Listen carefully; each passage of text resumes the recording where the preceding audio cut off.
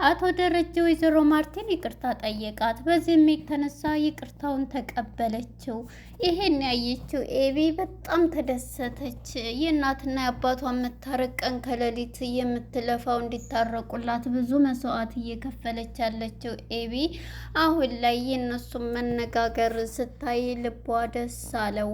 እናቴ ተነሽና አባዬን ይቅርታ ጠይቂ ሲላን ነበር። እስኪ አንድ ጥያቄ ልጠይቅሽ፣ አንቺ አሁን ልታገቢ ነው ቃድስ አንድ ነገር ቢያደርግብሽ ባንቺ ላይ ታገቢዋለሽ ወይ ስትላት በፍጹም አለቻት። ይሄን ነው አንቺም በሰዎቹ ላይ መፍረር ሳይሆን በዛ ጫማ ላይ መቆም፣ የሰዎችን ልኬት መቆም አለብሽ። ያን ጫማ መወሰን ያለበት ያ የሚለብሰው ሰው ነው ስትላት ነበረ። በሰው ጫማ ላይ መፍረድ በጣም ከባድ ነው። በዛ ጫማ ላይ ስትቆሚ ስሜቱ የሚገባሽ በዚህ ነው ልጄ ስትላት፣ ኤቢምም ሆነም አልሆነም መታረቅ አለብሽ። እስኪ አባዬ ታሞ አያሳዝንሽም ወይ እንደዚህ እየሆነ በማለት እናቷን መማፀን ጀመረች። ነገረኛዋ መድኃኒት ግን ወደ አሜሪካ የእህቴን መሄድ አለብኝ ስትል ገለጸች። ኤቢም በፍጹም አንቺ ነገረኛ ከዚህ ቤት ካልወጣሽ አስክሬንሽ ከዚህ ቤት ይወጣል። እናትና አባቴን ተያቸውና ከዚህ ቤት ውጭ እባክሽን ብትላትም ልሰማት አልቻለችም። በጥፊ መታቻት። ኤቢም መልሳ በመመታ ጊዜ ተመልሳ በጥፊ ኤቢም መታቻት። አቶ ደረጀም ልጄንማ ቁጭ ብዬ አፌ ባይናገርም እጄ ይሰራል በማለት በጥፊ መልሶ ደገማት። በዚህም ኤቢ ተደሰተች። የይቅርታ ደብዳቤ ጻፈላት። ወይዘሮ ኤቢ የቃዲስን ተንኮል አወቀች። ይሄንንም በማለት ምጥን የተናገራትንና የላከላትን ፎቶ ፎርድ ቢያደርገውም ምጥን የእርቃን ፎቶ ላከልኝ ብላ ለዳጣ ነገረቻት። ዳጣም ወደ ኤቢ በማምራት ይሄን ስትላት በፍጹም ብላ ነበረ። ነይ ቶሎ አሁንም ነይና ኒጋኔም አንቺም ናታንን ከናታን እኔ ናታንን ሳፈቅር ለዛ ብለሽ ነው ሄደሽ እዛ የገባሽው። ስለዚህ አሁን ደግሞ ይሄንን ያደረኩት እኔ ሁሉንም ነገር መጠን ከንገርሽ፣ ነይ ቶሎ ከእሷ ጋራ ሊጀናጀን እያለ የሚልከው የብልግና ፎቶ ራሱ አለ በማለት ኤቢ ስትነግራት ኤቢም ተነስታ ወደ ምጥን አመራች። ወይዘሮ ማርቲ የፈለገ ይሆናል ካሁን በኋላ ይቅርታም ሆነ ምን የለም ወደ ውጭ ሂዶ መታከምም ይችላል ብላ ለአቶ ደረጀ ሁሉንም ነገር እኔ ወደ አሜሪካ ልሄድ ነው እንግዲህ ደህና ሆነ የምትለው ነገር ካለ ብለው ጻፍልኝ። አፉን ባይናገር እንግዲህ ይቅርታ የሚል ጽሑፍ ነበረ። ምንም አላላት ጽፎ የሰጣት ማለት ነው። ሁለተኛ ወደ መድኃኒት ጋር ስንሄድ መድኃኒት ለዛም ፍቅረኛ አቻም በመቀማት ለዛ የቤቱን ዕቃ ልጨርሰው በመስበርና ልጨርሰው ደርሳለች። በጣም ያሳዝናል። ይሄን ደግሞ ያደረገው ተቃራኒው ጊዜ ነው። ይሄንን ተንኮል እንዲያደረገባት ያለው እሷም ይሄንን ስታይ እውነትም እንዴት አድርጋ ነው ይች ሴት ይሄንን የቀማችኛቻን በማለት የኪችኑን ዕቃ ጨረሰችው። ሰላም ጤና ይስጥልን ውድና የተከበራችሁ የቻናሌ ቤተሰቦች እንኳን ወደ ቻናል በሰላም መጣችሁ። ዳጣ የተሰኘው ተከታታይ ድራማ እንደቀጠለ ነው። በባለፈው ፓርት እንግዲህ ማነች እንግዲህ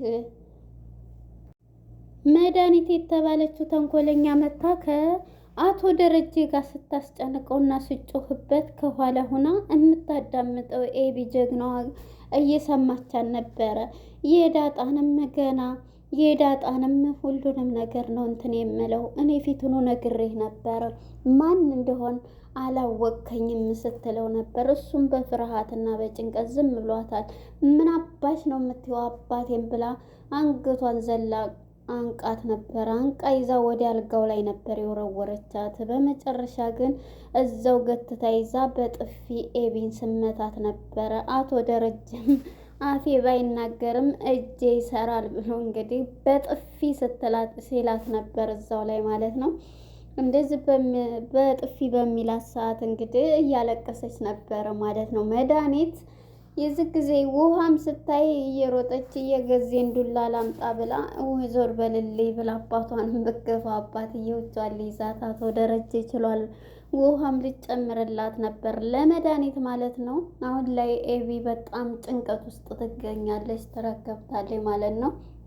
እናም ከቤታችን ቀጥታ ውጭ ብዬሻለሁኝ ውጭ እያለቻት ነው እንግዲህ ፓስፖርትም ሁሉንም ትኬት መቁረጥ ነው የቀረኝ፣ ሁሉንም አዘጋጅቻለሁ።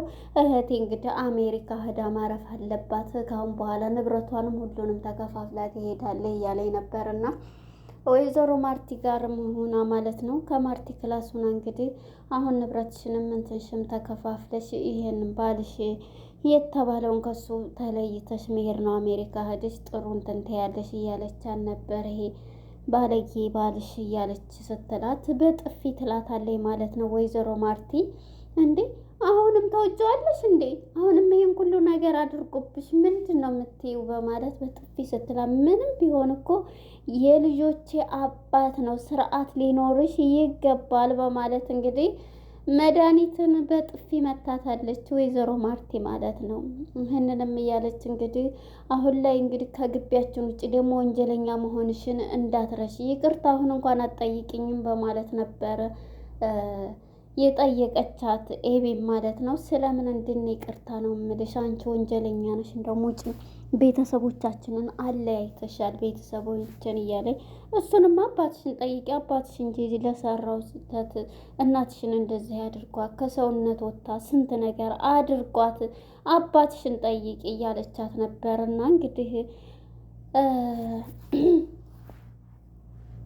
ኤቢ ማለት ነው በጣም በንዴትና በስሜት ውስጥ ትገኛለች አሁን ላይ። እናቷንም ሳሎን እሷንም ሰብስባ እማዬ መታረቅ አለብሽ አባዬና ሂጂና ይቅርታ ጠይቂው ብላ በስሜት ሆናለች ማለት ነው።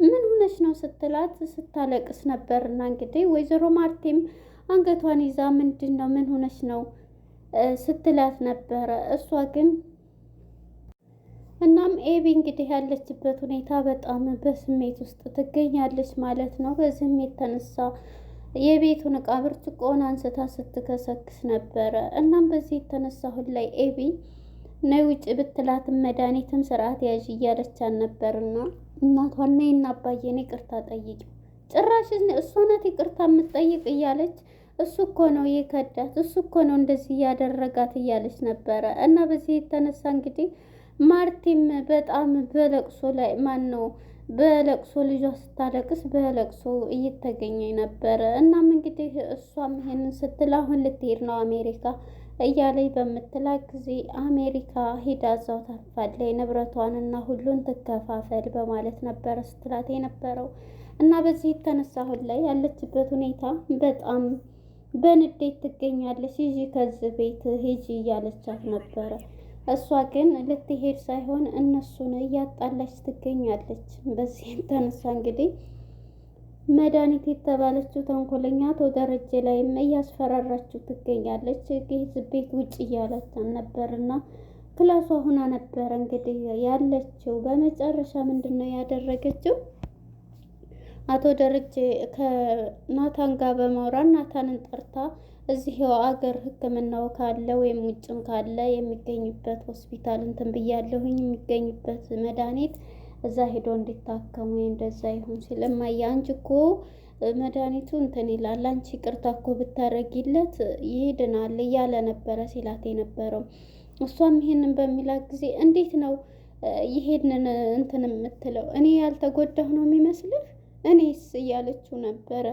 እሱም አውቃለሁ እማዬ፣ ግን በቃ የታመመው በዚህም ጭንቀቱ ነው። ስለዚህ አንቺ እኮ ይቅርታ ካረግሽለት ይሻለዋል እያላት ነበረና አቶ ደረጀ እንግዲህ እሷም ይሄንን በቃ ነግረዋለሁ ብላ ሁሉንም ነገር በፍጹም ይሄ አይቻልም፣ ስለዚህ እኔ መሄድ አለብኝ ብላ ነውና ለአቶ ደረጀ ለመናገር ወስናለች። እሷም ወደ አቶ ደረጀ ጋር በመሄድ ደረጀ ነው ነገ ወደ አሜሪካ ለሄድ ስለሆነ በቃ የምትለው ነገር አለ ወይ ሕክምና እንትን በል ስትለው ስነግረው ነበረ። እንግዲህ የምትፈልገውን መኖር ትችላለህ ስትለው እሷም በቃ ጻፍልኝ ስትለው ይቅርታ የሚል ብቻ ጽሁፍ ጽፎል ነበረ በእጇ የሰጣት ማለት ነው። ያንን ጽሁፍ የምትለው ነገር አለ ስትለው ይቅርታ የሚል ብቻ ነበር። እሷም እንግዲህ ልቧ ተሰብሮ ይቅርታ ታደርግለታለች ብለን እንግዲህ እናስባለን። በእርግጥ ልቧ ተሰብሯል፣ ግን ደግሞ በዚህ ልክ ቤት ልጆቹ ሳይቀሩ በጣም እንትን እያሉ ነው ያሉት ማለት ነው። እናም እንግዲህ አሁን ላይ ወደ መድኃኒት ጋር ስንሄድ መድኃኒት እንግዲህ አቻ ነው በጣም ቆንጆ ቢዩቲፉል ነህ በማለት ይዛው ሄዳለች ለራት ግብዣ። እሱም ግን እኔ አልሄድም እንኳን ቢላት መሄድ አለብህ ና ቶሎ እንሂድ፣ ችግር የለውም እኔ እኮ ለዛን ነው የምወደው ቢለውም እንቺ እኮ ሰረባንት ናት የቤት ሰራተኛ ናት እያለች ነበርና እሷን እንትን ልትል እንግዲህ የጊዜ ማቃጠር መቼም አንዳንድ ሰዎች እንደዚህ ናቸው። በሰዎች ህይወት ይገቡና እውነት አስመስለው ተውነው ለእነሱ ይነግሯቸዋል። መጨረሻ ላይ ግን ይሄንን ያደርጋሉ ማለት ነው። እናም በዚህ የተነሳ ምንድን ነው ያደረገው? እሷም ናንሄር ብላ ይዛው ስትሄድ እንግዲህ ነይ ጉዲሽኔ ብሎ ነው እንግዲህ ይዟት ሄደው ማለት ነው። በዚህ የተነሳ እንግዲህ በሚያይ ሰዓት ምንድን ነው ያደረገው? ዳጣ ለዛ የቤቱን እቃ ነው በቃ መታገል ይውልሽ እንዴ ምን ልትሰራ ነው እንትን የምትለው? ነይማ ነይ ጉዲ እያላት እንዴ ምን ፈልጋ ነው ብላ በጣም እየተናደደች ነበረ ማለት ነው። የዚህ ጊዜ ከላይም እሱ አይ እሷን እመታልሻለሁኝ እደበድብልሻለሁ ነበረ ያላት ማለት ነው። እሱ ግን አሁን ግን ኤቢ ወደ እንትና ጋር ስንሄድ እንግዲህ ወደ ኤቢና ወደ ቃድስ ስንሄድ ቃድስ ምጥን ያልሆነ ነገር እያወራት በስልኳ ያልሆነ ነገር እየላከ ያጠፋባታል፣ ቴክስቱንም ሁሉ ማለት ነው። ምናልባት ለኤቢ ከታየ ብሎ እንግዲህ እያጠፋው ይገኛል። ምጥንም ደግሞ የርቃን ፎቶ እንደዚህ እያረገ እየላከብኝ ነው ብላለች። ይህንን ኤቢ ንገሪያት በማለት ነበረ እንግዲህ ኤቢ ደውይለት አሁኑ እንትን እየሰማን ነበረ ያላት ማለት ነው። እንግዲህ ዳጣ ጋ ሲያናግር ዳጣ ጋ ምንድን ነው ያደረገኝ? ምንድን ነው ትምህርትሽን አጥኒ እንደዛ አርጊ ብሎ ነው እንደ ጥሩ እንትን ያላት ነበር። ግን ለብቻዋ ስኮን ብዙ ነገር ብሏታል ማለት ነው። እና በመጨረሻ ምንድን ነው ያደረገው? ደውል እያለችው ነበረ። ወደ አርጁ ጋር ስንሄድ አርጁ ተቀይሮ በቃ ቤተ ክርስቲያን ማን ነው ጸበል ቆይቶ ምናምን እንግዲህ እምነት ይዞላት መጥቷል። ስጥልኝ ብሎ እንግዲህ ልታገባ አይደለ ቀለበት ታስር ነው እንዲህ ሰላም አትላትም ቢለው እሱማ ልክ ነህ በማለት እንግዲህ እጣ ክፍልሽ እኮ አርጁ ነው ይላታል። እንግዲህ ጊዜ ማለት ነው ስትለው አይ ያው ለቀልዶ ያክል ነው እንደዚህ ያልኩሽ በማለት ነበር። እንግዲህ ኤቢም እየሰጣትን እምነት ተቀብላ በቃ ስልክ ደውዬ አመሰግነዋለሁኝ በማለት ይሄንን ለጊዜ ብለው ትሄዳለች ማለት ነው። እንግዲህ ወደ ምጥንም ጋር ስንሄድ ይሄን እንግዲህ ምጥንን እየጀነጀነ የሚገኘው ቃዲስ አሁን ላይ ከምጥንም ላይ እሱ የቀረባት ዝም ብሎ እንደሆነ ሳያፈቅራት እየታወቀበት ይገኛል ተንኮሉ ማለት ነው። ከመጀመሪያውን እንግዲህ ጥሩ ሰው መስሎ እህትሽ እንደዚህ ነው የምታደርገው እንደዚህ ነው እያለ ነበረ ሲላት የነበረው እንግዲህ ዳጣ ነቅቶባት ስለነበረ ሊቀበላት አልቻለም ማለት ነው። ውሃ ላይ ምጥን ላይም ሲደውል ምጥንም እንደዚሁ ነበር ያረጋት። ነገር ግን ቤቷ ስትሄድ ደውሎላት ነበር ማለት ነው። እናም እንግዲህ በመጨረሻ ኤቢም ደውይለት እያለች ነበረ። ደውይለት ላውድ አድርገሽ እንስማው እያለች በጣም እንግዲህ የቃዲስ ተንኮል ሊጋለጥ ይችላል ቀለበት ከማሰሯ በፊት ብዬ። ልጁ ግን በጣም አስመሳይ ነው ማለት ነው። እንግዲህ ቃዲስ ሊያዝ አልቻለም በዳጣና በምጥን በአንድ ላይ እንደሆኑ። አሁን ደግሞ ኤቢም ቀርባ እንግዲህ ስደውልለት ያው ትይዘዋለች ብዬ አስባለሁ። ለነበረን ቆይታ አመሰግናለሁ። መልካም ጊዜ